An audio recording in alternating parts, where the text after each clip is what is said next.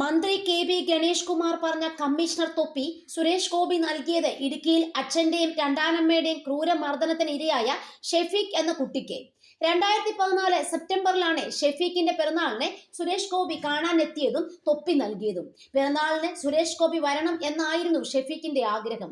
ഇതറിഞ്ഞതോടെയാണ് തിരക്കുകൾ മാറ്റിവെച്ച് സുരേഷ് ഗോപി തൊടുപുഴയിൽ എത്തിയത്. ഗണേഷ് കുമാറിന്റെ തൊപ്പി പരാമർശത്തിന് പിന്നാലെ സൈബറിടത്ത് സുരേഷ് ഗോപി ഷെഫീഖിനെ തൊപ്പി കൊടുത്ത കാര്യം പറയുന്ന വീഡിയോ പ്രചരിക്കുന്നുണ്ട്. എന്റെ കയ്യിൽ ഇപ്പോൾ ആ തൊപ്പിയില്ല. തൊടുപുഴയിൽ രണ്ടാനമ്മയും അച്ഛനും ക്രൂരമർദ്ദനത്തിന് ഇരയാക്കിയ ആ കുഞ്ഞിന് കൊടുത്തു, സുരേഷ് ഗോപി പറയുന്നു. സുരേഷ് ഗോപിയുമായി ബന്ധപ്പെട്ട മുൻ അനുഭവം വെളിപ്പെടുത്തിയായിരുന്നു ഗണേഷ് കുമാർ ഇന്നലെ മാധ്യമങ്ങളോട് സംസാരിച്ചത്. കമ്മീഷണർ എന്ന സിനിമ റിലീസ് ചെയ്തപ്പോൾ കാറിന് പിന്നിൽ SP-യുടെ തൊപ്പി വെച്ചിരുന്ന ആളാണ് സുരേഷ് ഗോപി. വർഷങ്ങൾക്ക് മുൻപേ ഭരചന്ദ്രൻ IPS ആയി അഭിനയിച്ചപ്പോഴായിരുന്നു പോലീസ് തൊപ്പി കാറിന്റെ പിന്നിൽ സ്ഥിരമായി വെച്ചിരുന്നത്.